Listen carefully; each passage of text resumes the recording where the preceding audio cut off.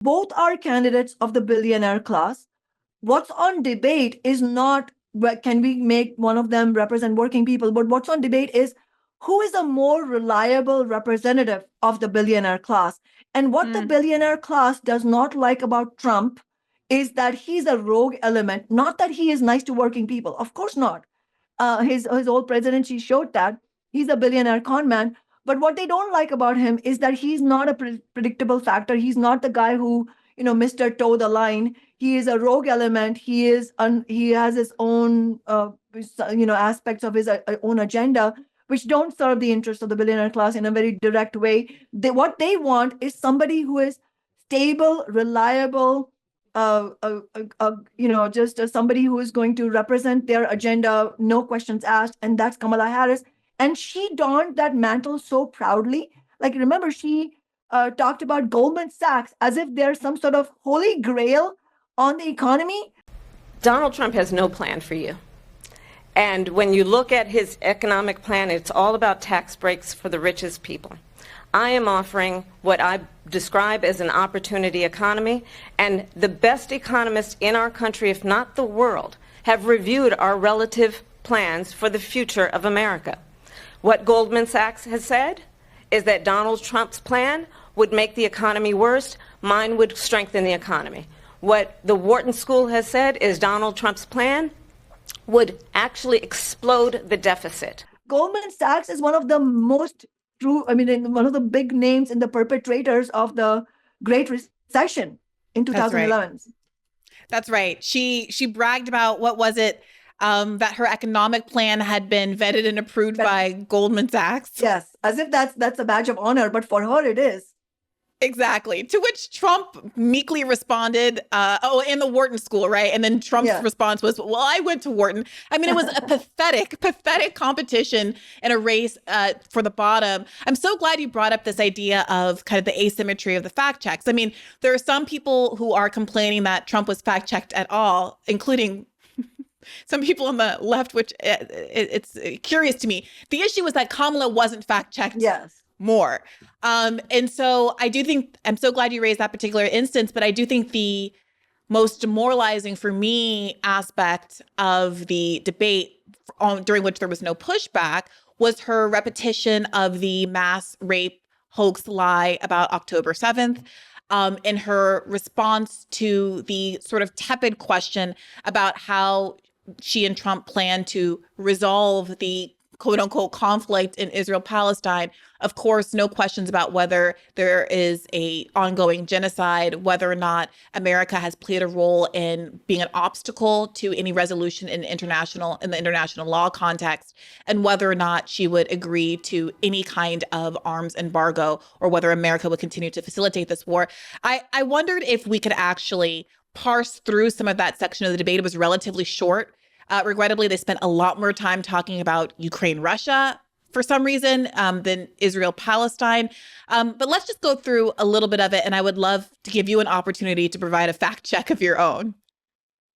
About Israel, all of a sudden, she hates Israel. She wouldn't even meet with Netanyahu when he went to Congress to make a very important speech. She refused to be there because she was at a sorority party of hers. She wanted to go to the sorority party.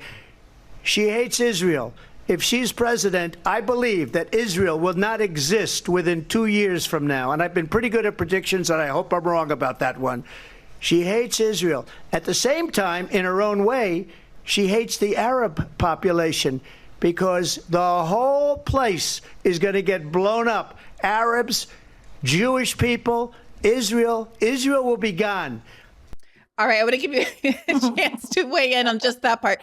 I mean, maybe we should let it play a little bit longer to hear her response to, hey, I hate Israel, because of course she says, no, I don't. I love Israel. I've always loved Israel. But what did you make of that part, Kshama? It sort of exposes for people who are sort of tuned into this that she, she's going to respond verbally, but if you see her body language, the way she emphatically shakes her head, that no, I don't hate Israel. So it's like you have lies all over the place. You have Trump exaggeratedly lying that, she does not she does not, she hates Israel, and that Israel won't be standing if she, which is such a bizarre thing to say, Israel won't be standing if she is elected. So in other words, both of them are competing with each other. Who is the more uh, more um, more of more of an emphatic cheerleader of Israel? No, it's not her, it's me. And she says, no, it's not him, it's me.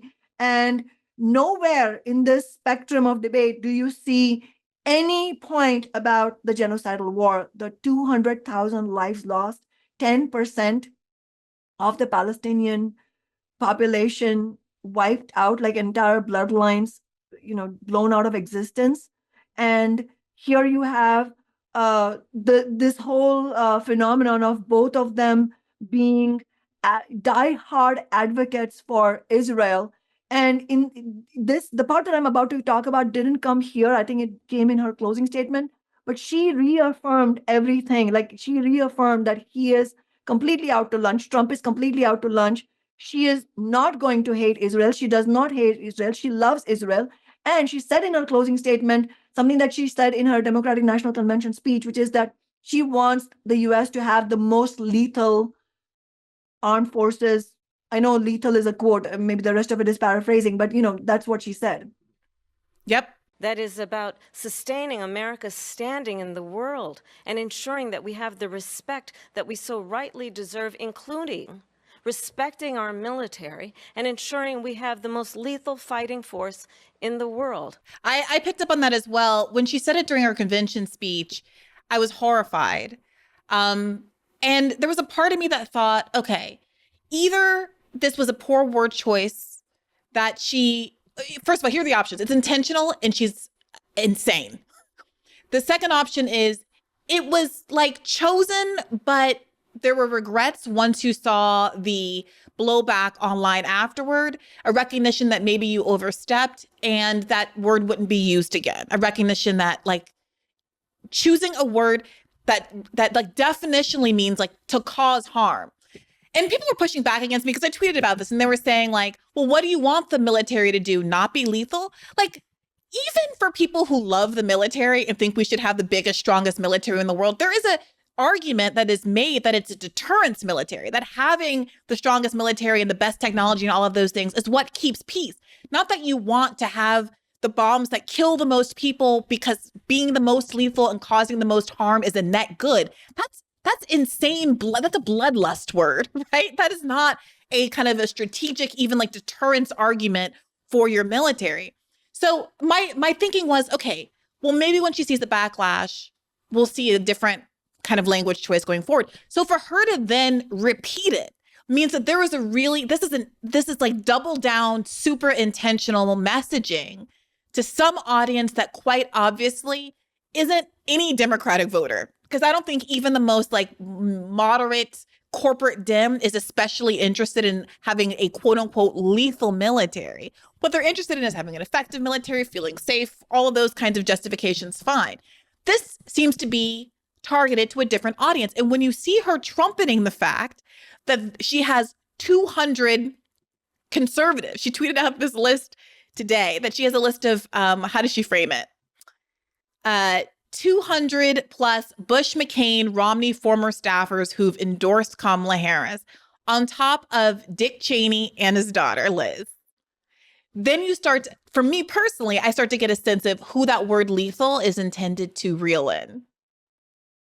Yes, exactly. And in fact, it is not, you're exactly right, Brianna. She is not speaking to she's not speaking to ordinary people, because at this point, it's not just Democrats, it's working people in general, voters in general, who are opposed to this genocidal war. In fact, on the same day, I believe it was a few hours before the debate happened, or maybe just around that time, the Intercept released an article that says most Americans want to stop arming Israel. Politicians don't care. And it says the number of Americans opposed to sending arms to Israel has grown month after month as the brutal war on Gaza grinds on.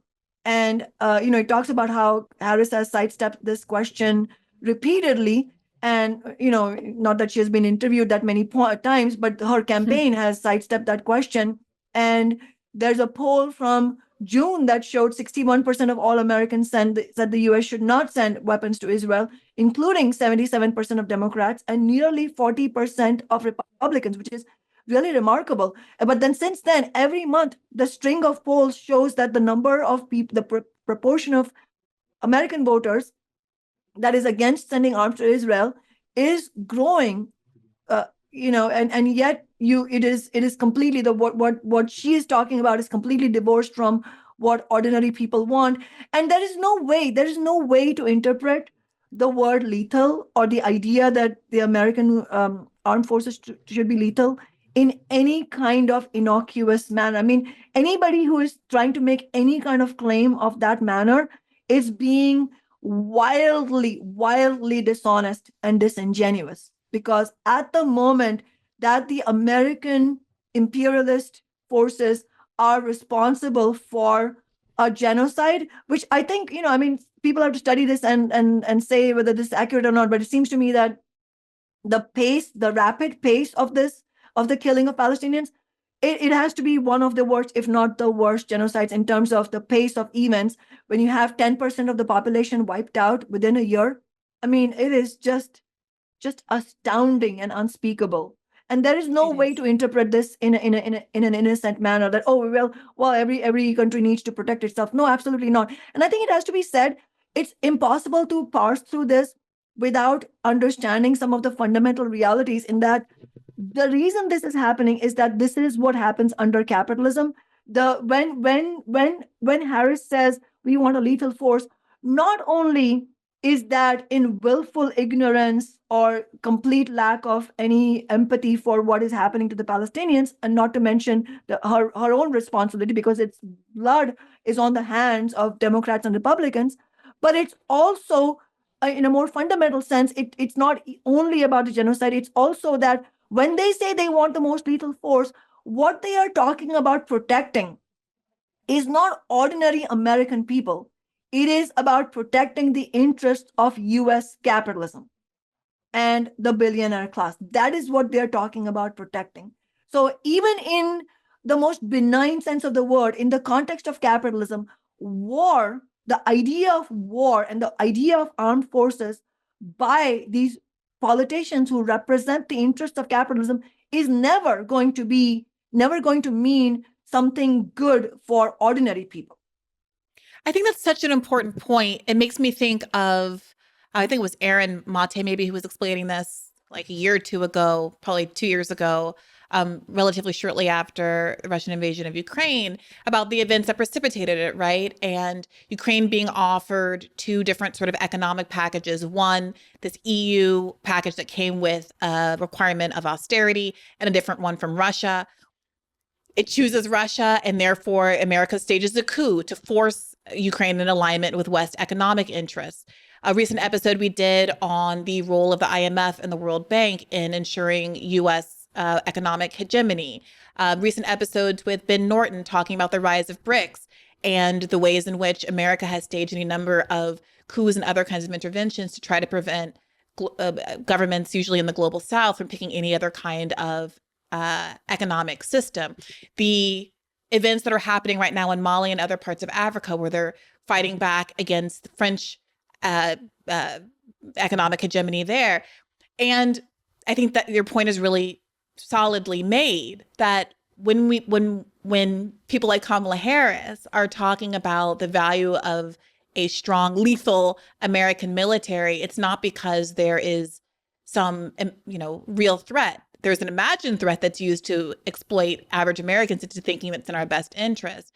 But it's not because there's a real threat to our kind of individual safety. It's because there's a threat to American economic dominance globally. Exactly. And can I just say, you mentioned the Cheneys and the fact that Kamala Harris is touting their endorsement, which itself, in itself, it's completely shameful, because this guy was one of the architects of the Iraq War, which, and let's not forget the toll of the human cost of Bush's and Cheney's war at that time, over 1 million dead and 5 million children orphaned. I mean, these are just, again, it's the scale of atrocities only grows, and you're sort of, you have to expand your mind to grapple with just how much carnage, like how much more bloody carnage is going to be. That's the scale that we are on. But if you look at, what I wanted to say was that if you listen to what Liz Cheney and Dick Cheney said in their statements, uh, at, and Kamala Harris is trying, and the Democrats are trying to portray this as if, well, look, we have our differences, but we all want to protect American democracy, and Trump is the existential threat to American democracy. Bernie Sanders also just shamefully also spoke publicly, said, I applaud this endorsement of Dick Cheney. Well, Kristen, what I think Dick and Liz Cheney are saying is that in this existential moment in American history, it's not just issues. Cheney and I agree on nothing, no issues. But what we do believe in is that the United States should retain its democratic foundations. And it's not just Cheney. I think there is a significant number of Republicans who say, well, I may not agree with the vice president on this issue or that issue, but I cannot support somebody who's a pathological liar, somebody who fomented a insurrection to overthrow the election return. So I applaud the Cheneys for their courage in defending democracy. Obviously, on all the issues, we have very different points of view. All right. Again, with the same logic that here we have differences with Dick Cheney, and I think Bernie Sanders said, well, I don't agree with him on anything, but we all need to protect democracy. But if you listen to what Liz Cheney said, and if you look at the brief statement that Dick Cheney released, they are not talking about democracy. They don't give a flying F about democracy. What they are talking about is American capitalist and imperialist interests. So the main point, for example, from Liz Cheney was NATO. I mean, Trump did not dismantle NATO even though he threatened it when he was president.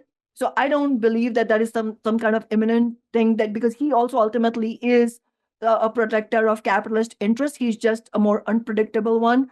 But the point is that for the American ruling class, nothing short of 100% reliable is good enough. That's their complaint of Trump. That Trump, even verbally saber rattling against NATO, is not something that they can put up with. They want somebody who is an out and out promoter of NATO. Did you happen to see Michael Tracy sort of doing the Lord's work, cornering a lot of politicians to ask them real questions in the likes of which they don't get in corporate media format? And he cornered Ted Lieu from California, representative from California, who also, I guess, is a Harris surrogate, about the choice to tout the Cheney endorsement. Did you see that clip? I haven't seen that clip. Congressman, Kamala Harris tonight touted the endorsement of Dick Cheney. Did you find that at all bizarre? Is Dick Cheney someone who's fit to judge the competence or character of a president? I mean, I'm old enough to remember when Dick Cheney was reviled by Democrats, rightly so, because he was integral in launching the Iraq War on false pretenses. Dick Cheney is certainly competent to judge the one issue that matters, which is the preservation of our democracy. And look, why is he fit to judge that? Because he is supporting Kamala Harris, because she actually supports democracy. Unlike Donald Trump, who you saw tonight, still can't handle the fact that he lost the election. He's willing to upend our democracy, put lies into people's heads that somehow this election was stolen. And look, Republicans and Democrats disagree on Democrats used to accuse Cheney and Bush of stealing the 2000 election. So how is he in a position to make this judgment to the extent that Kamala Harris is going to tout her on a national stage before the biggest audience she's ever spoken to? Dick Cheney is putting country over a party on the one issue of democracy. So Donald Trump incited an insurrection to try to stop the certification of the Electoral College. I was there on January 6th. I was one of the co-authors of the article of impeachment against Donald Trump because he is a traitor who does not believe in democracy, and he still can't handle the fact that he lost the election. And you cannot be president of the United States if you don't respect the one issue that matters to America, which is our elections and respecting the peaceful transfer of power. That is why Dick Cheney endorsed Kamala Harris. I'm sure he doesn't agree with her on the overwhelming majority of issues, but that one issue is so paramount because it's the fundamental nature of our country. It is our democracy. Do you still think Donald Trump colluded with Russia? His campaign absolutely did, and Him personally. his campaign manager admitted he gave private, sensitive Trump campaign information to the Russians. It was polling data that anybody could have Googled. False. It was not. It wasn't private and sensitive. It was polling data, which was nonsensical. Why is Trump's campaign manager giving information to the Russians? Just even think about what you're saying. Why are you defending his act of giving information to the Russians? Why is he even talking? Paul Manafort wasn't even charged with. Why wasn't Paul Manafort is who you're talking about? He was not charged with colluding with Russia. Mueller could have charged him with that, correct? He admitted it. You know what Mueller said? Why didn't Mueller charge him? Mueller said the Russians systematically interfered in the elections in a sweeping manner. Why didn't he bring a single criminal charge against a Trump associate? You a lot of time, so thank you. I think it's very productive, actually. Yeah, it's great. Why don't you think it's productive? Why don't you think it's productive? Hello, you interrupted, so now I'm going to ask you the question. Okay, maybe I'm put it in the queue for us to come back to in a second, but I want to listen to just a little bit more of the debate exchange between Harris and Trump on Israel-Palestine. It would have never happened. Iran was broke under Donald Trump. Now Iran has $300 billion because they took off all the sanctions that I had. Iran had no money for Hamas or Hezbollah or any of the 28 different spheres of terror. And they are spheres of terror, horrible terror. They had no money. It was a big story, and you know it. You covered it very well, actually. They had no money for terror. They were broke. Now they're a rich nation, and now what they're doing is they're spreading that money around. Look at what's happening with the Houthis and Yemen. Look at what's going on in the Middle East. This would have never happened. I will get that settled and fast, and I'll get the war with Ukraine and Russia ended. If I'm president-elect, I'll get it done before even becoming president. Vice President Harris, he says you hate Israel. That's absolutely not true. I have my entire career and life supported Israel and the Israeli people. He knows that. He's trying to, again, divide and distract from the reality, which is it is very well known that Donald Trump is weak and wrong on national security and foreign policy. It is well known that he admires dictators, wants to be a dictator on day one, according to himself. All right. What did you make of that, of Trump's choice to sort of pivot to Iran and the Houthis there? I think he's trying to portray that he is much more of a commander-in-chief, that under his reign, all these minion states would behave themselves and there wouldn't be any unrest, just completely, outside the bounds of reality. The reality is that the more long-standing reality is that whether it's Democrats or Republicans, they both uphold the interests of U.S. imperialism, but it's in a specific context now, which is the U.S.-China Cold War. And so at the end of the day, the policies actually aren't really different. If you look at the substance of the policy, I mean, just to take one example, he talked about Iran, and he said that Iran, under Donald Trump, Iran had no position and they were, quiescent. But now under Biden, supposedly that somehow Iran has had a free reign. But actually, it's not true. If you look at the facts, if you look at U.S. sanctions on Iran, they have only grown over time, and it has nothing to do with beyond a point, it has nothing to do whether it's Donald Trump in the White House or Joe Biden in the White House. These are policies of U.S. imperialism, and they remain in place regardless of who it is. And so actually, if you look at the statistics from Congress itself, I mean, there's a publication from Congress, one of the reports from Congress, U.S. Congress itself, they will tell you that I'm reading a quote from there. It actually says the U.S. sanctions on Iran are arguably the most extensive and comprehensive set of sanctions that the United States maintains on any country. And this is a report from I think last year, or basically during the actually it is from August this year. I was wrong. It's actually even more recent. So it completely belies Trump's exaggerated claims that somehow that U.S. foreign policy is somehow going to be based on personality, that by sheer force of personality, he's going to be able to keep everyone in line. But in reality, the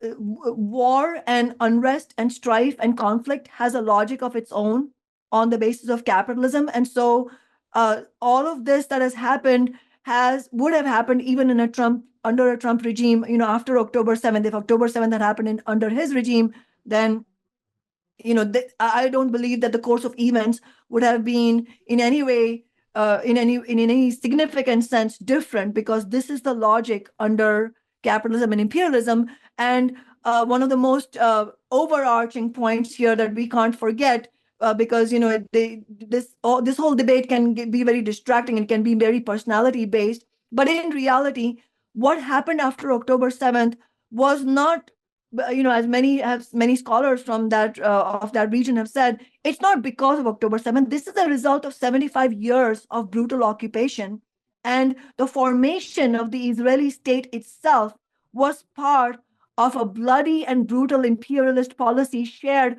by British and U.S. imperialism. Without that, this wouldn't even have come into existence. So the problem with these kinds of debates, where it's just a staging of ideas for the billionaire class, it can give a very misleadingly myopic presentation of what's actually happening.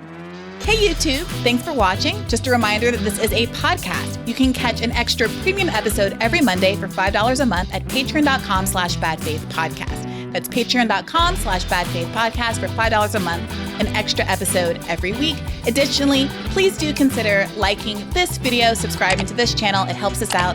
It helps independent media beat the algorithm. We appreciate you. And as always, keep the faith.